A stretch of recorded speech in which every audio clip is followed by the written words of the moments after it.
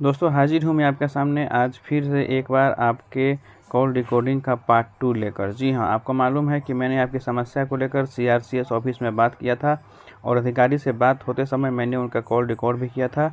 आपकी बहुत सारी समस्याएं थी, उन समस्याओं का समाधान मैंने उनसे पूछा और उनका सबूत के लिए मैंने कॉल रिकॉर्डिंग भी किया।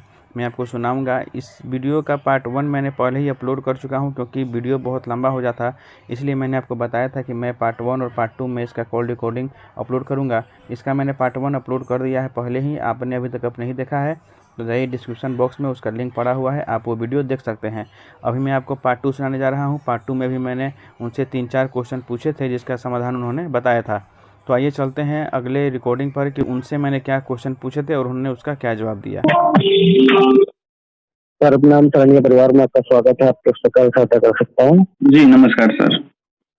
नमस्कार। कुछ क्वेरीज है सर, थोड़ा उसका हमको जानकारी चाहिए था। शुभ नाम आपका? नागेश कुमार चौबे हुआ सर। कहाँ से बात कर रहे हैं? बिहार सर, बक्सर से। बक्सर? जी। पिन कोड बता दीजिए वहाँ का। 802101। और सहारा से जो आपने स्कीम ली थी उसके बॉन्ड में आपकी ब्रांच का कोड दिया होगा, 4 अंकों का ब्रांच कोड, वो बता दीजिएगा। जी 6556। 6556। जी।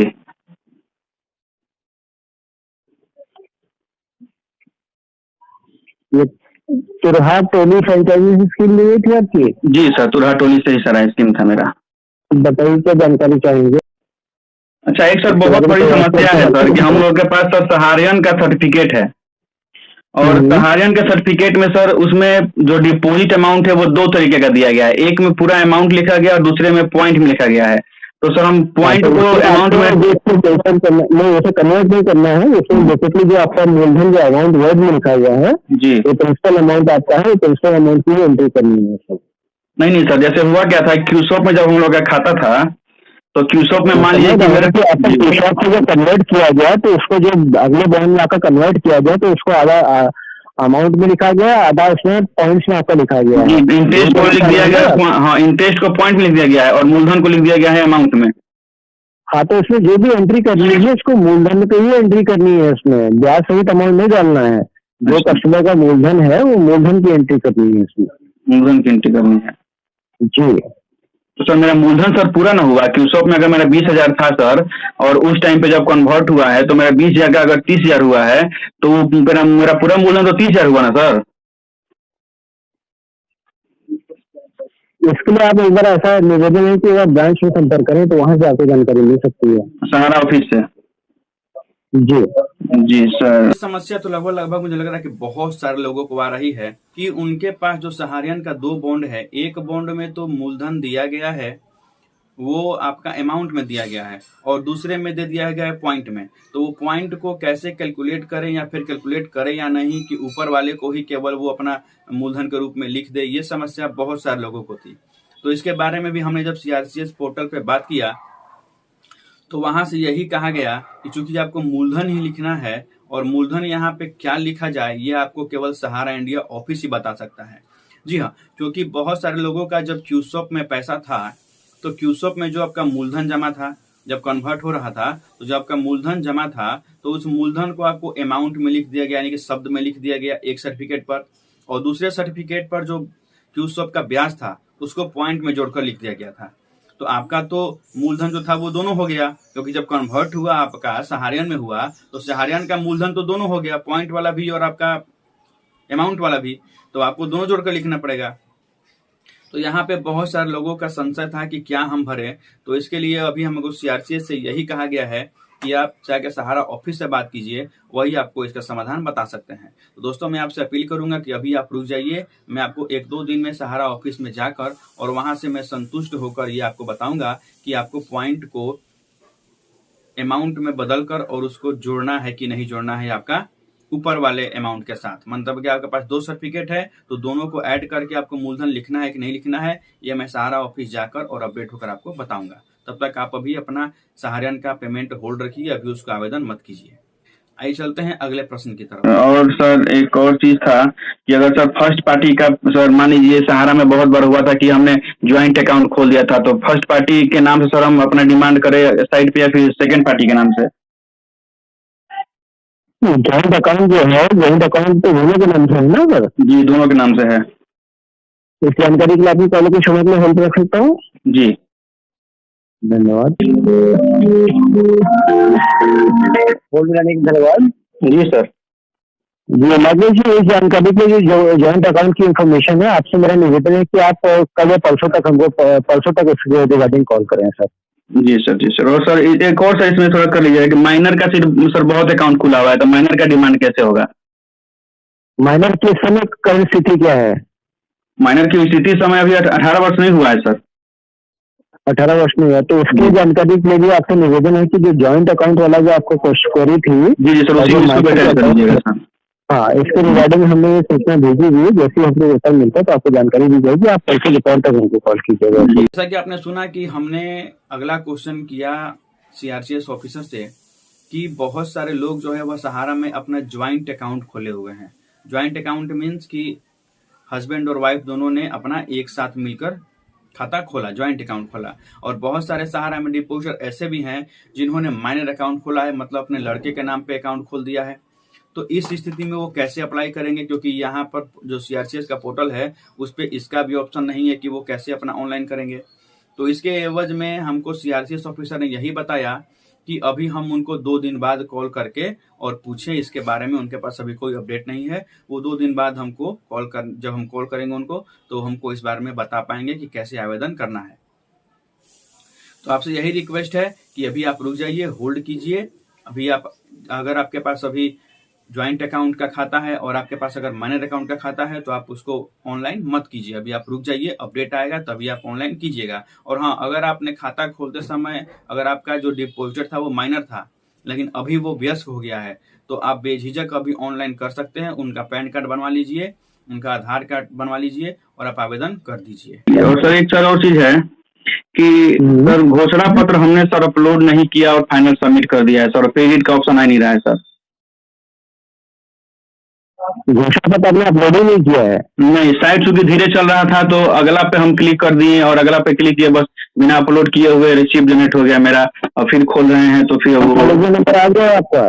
जी हाँ, तो सर उस सिलसिले में आपको बताना चाहूंगा कि इसमें तो एक बार अगर डॉक्यूमेंट अपलोड हो गए हैं तो उसका दोबारा एडिट नहीं हो सकता है सर। जी, आगे जाएगी वेरिफिकेशन होगा। वेरिफिकेशन में डिपेंड करता है कि क्या उसमें प्रोसेस हुआ, क्योंकि ये स्पेसिफिकल वो कंसर्न डिपार्टमेंट भी उसको वेरीफाई करता है, तो उसके बारे में तो और हम ये बता सकते हैं सर। तो सर एक रिक्वेस्ट सर सबके लिए लगा दीजिए, क्योंकि बहुत सारे लोग हैं जो अभी 5-6 अकाउंट अभी छोड़ दिए हैं और फिर अब सबमिट कर दिए हैं, या फिर घोषणा पत्र अपलोड नहीं किए वो भी सबमिट कर दिए हैं। तो इसमें आपको बताना चाहूंगा कि हमारे हाथों में नहीं होता है कि हम कहीं रिक्वेस्ट लगा सके, क्योंकि इसकी टर्म्स एंड कंडीशन हर चीज डॉक्यूमेंट में लिखी हुई है पोर्टल में। एक बार अगर अपडेट हो गया तो उसमें फिर दोबारा एडिट नहीं हो सकता है। बाकी आप ग्रीवांस पे जाके वहाँ से ग्रीवांस शिकायत का ऑप्शन है, उसमें जाके डिटेल्स भेज दीजिए। अगर जो भी पॉसिबिलिटी होती है वहाँ से हो सकती है। अच्छा अच्छा। जब शुरू साइट लॉन्च हुआ था तो उस समय साइट थोड़ा धीरे काम कर रहा था या फिर काम नहीं भी कर रहा था, तो बहुत सारे लोगों ने जल्दीबाजी में अपना कैसे भी आवेदन कर दिया। उनका 2 सर्टिफिकेट छूट गया है, जो अभी तक आवेदन नहीं हो पाया है उन्होंने फुल फाइनल सबमिट कर दिया। बहुत सारे लोगों ने घोषणा पत्र डाउनलोड करके और उस पर सिग्नेचर कर दिया, लेकिन उसको अपलोड करना भूल गए और वो फाइनल सबमिट कर दिए। तो यही क्वेश्चन हमने पूछा कि ऐसे लोग क्या कर सकते हैं। तो सीआरसीएस पोर्टल से हमें यही जानकारी दी गई कि अभी इसका कोई अपडेट नहीं है। मतलब कि अगर आपने फाइनल सबमिट कर दिया है तो फिर करेक्शन का कोई यहाँ पे हिसाब है ही नहीं, आप करेक्शन नहीं कर सकते हैं। तो अभी आपको कुछ नहीं करना है, आप चुपचाप बैठकर और वेट एंड वॉच करते रहे, क्योंकि अब ये डिपेंड करता है जो वेरीफाई करेगा आपका अकाउंट जो आपने अपलोड किया है उसके ऊपर कि बिना घोषणा पत्र के वो आपको पैसे देना चाहता है या नहीं, क्या वो एक्सेप्ट करता है या फिर वो रिजेक्ट करता है। तो अभी आप कुछ नहीं कर सकते। हो सकता है कि बाद में गवर्नमेंट जब देखे कि बहुत सारे लोग ऐसे हैं जिनका त्रुटि हुआ है तो वो एडिट करने का ऑप्शन दे दे। लेकिन अभी फिलहाल कोई ऑप्शन नहीं है एडिट करने का, इसलिए आप अभी कुछ नहीं कर सकते हैं। आप हाथ पे हाथ रखे बैठे रहिए बस। और सर मान लीजिए कि अभी सर 10,000 पेमेंट मिल रहा है सर, बाकी का पेमेंट सर हम लोग का ब्याज सहित मिलेगा या फिर केवल मूलधन ही हम लोग को लौटाया जाएगा सर? पेमेंट का प्रोसेस सर सुप्रीम कोर्ट के आदेशानुसार ये सेंट्रल रजिस्ट्रार के थ्रू होना है, तो वही डिसाइड करेगा इसका प्रोसेस का पेमेंट का प्रोसेस किस तरीके से किया जाएगा सर। मतलब ब्याज मिलेगा कि नहीं मिलेगा? नहीं जी, उसके बारे में पूरा सेंट्रल रजिस्ट्रार ही डिसाइड करेगा। तो सर एक लास्ट क्वेश्चन सर ये क्लियर कीजिएगा कि घोषणा पत्र में लिखा है सर कि मैं सहारा सीआरसी रिफंड खाता द्वारा निपटाई गई दावा राशि की सीमा तक के दावे को किसी अन्य मंच से नहीं उठाऊंगा। इसका सर मतलब समझ नहीं आ रहा है सर। अन्य मंच से मतलब कि ये पोर्टल जो आपने लॉन्च किया गया है, इस पोर्टल के माध्यम से आपका जब रजिस्ट्रेशन होगा तभी आपका प्रक्रिया एक प्रॉपर चलने के थ्रू पेमेंट मिलेगा आपको।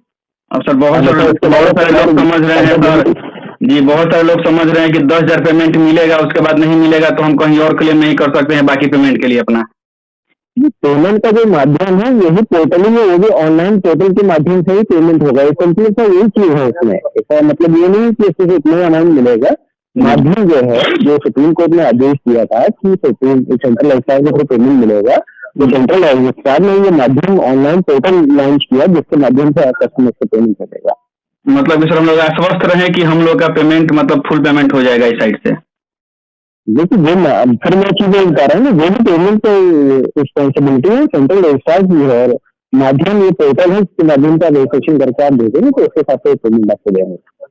ओके सर, ठीक है सर, धन्यवाद सर। बाकी ये जो दो हमारा क्वेरी था डेट्स वाला और मैनर वाला सर, इसके लिए आपको हम फिर से परेशान करेंगे परसों, ठीक है सर? जी बिल्कुल, आप कॉल करें तो पैसे कितने तक आप कॉल कीजिएगा। ओके सर, बहुत बहुत धन्यवाद सर। आपका नागेश जी परिवार में कॉल करेंगे। ये जो क्वेश्चन मैंने पूछा था, ये क्वेश्चन बहुत सारे लोगों के जहन में है और बहुत सारे लोगों ने इसी क्वेश्चन के चलते अभी तक आवेदन नहीं किया है। जी हाँ, जब आप घोषणा पत्र अपलोड करेंगे और उसमें दूसरा पॉइंट पढ़ेंगे तो उसमें लास्ट में लिखा गया है कि आपका जो दावा है वो दावा का पूरा पैसा आपको मिलने तक आप और किसी फोरम पर अपना दावा नहीं करेंगे, मतलब क्लेम नहीं करेंगे, ये लिखा गया है दूसरे पॉइंट में। तो बहुत सारे लोगों का कहना ये था कि सहारा इंडिया या फिर सीआरसीएस पोर्टल आपको केवल 10,000 रुपए दे देगी और फिर आपका पेमेंट नहीं होगा और बाकी पेमेंट के लिए आप कहीं भी केस नहीं कर सकते हैं, कहीं भी कोर्ट में आप नहीं जा सकते हैं। तो इस विषय में जब हमने सीआरसीएस पोर्टल पे पूछा तो वहां से यही कहा गया कि इसका मतलब ये नहीं है, इसका मतलब ये है कि जब तक आपका पेमेंट नहीं होता है, यानी कि आपका पेमेंट तो सीआरसीएस पोर्टल से ही होना है और किसी भी फोरम से यानी कि और किसी जगह से आपका पेमेंट नहीं होना है, यानी कि आप किसी और फोरम पर इसी पैसे को आप दावा नहीं कर सकते हैं। जैसे कि मान लीजिए आपने सीआरसीएस पोर्टल पर भी दावा कर दिया और फिर आप सहारा ऑफिस में भी जाकर दावा कर रहे हैं इसी सर्टिफिकेट का, या फिर आप और कहीं दावा कर रहे हैं, ऐसा नहीं हो सकता है। क्योंकि मान लीजिए कि आपसे सर्टिफिकेट तो मांगा नहीं जा रहा है, आपसे ओरिजिनल बॉन्ड तो मांगा नहीं जा रहा है, केवल आपसे फोटो खींचकर मांगा जा रहा है। तो हो सकता है कि आप यहाँ फोटो खींचकर डाल दें, यहाँ से पेमेंट ले ले और फिर उसी ओरिजिनल बॉन्ड को आप ले जाकर अपने जिला में जमा करें, डीएम के पास आवेदन दे या सहारा ऑफिस में जाकर आप दे और फिर उनसे भी वो पेमेंट आप मांगे। तो इसलिए यहाँ पर यह क्राइटेरिया दिया गया है कि इस राशि का जो आपका पूरा भुगतान नहीं हो जाता है तो आप ये जो बॉन्ड है या फिर जो आपकी राशि है आप कहीं और से क्लेम नहीं कर सकते हैं। यही समझाया गया हमें सीआरसीएस पोर्टल से और आप घबराएं नहीं। यहाँ पे सीआरसीएस अधिकारी के द्वारा यही कहा गया कि आपका फुल पेमेंट होगा, आपका कहीं भी पैसा नहीं फंसेगा, धीरे धीरे ही सही लेकिन आपका पैसा मिलेगा।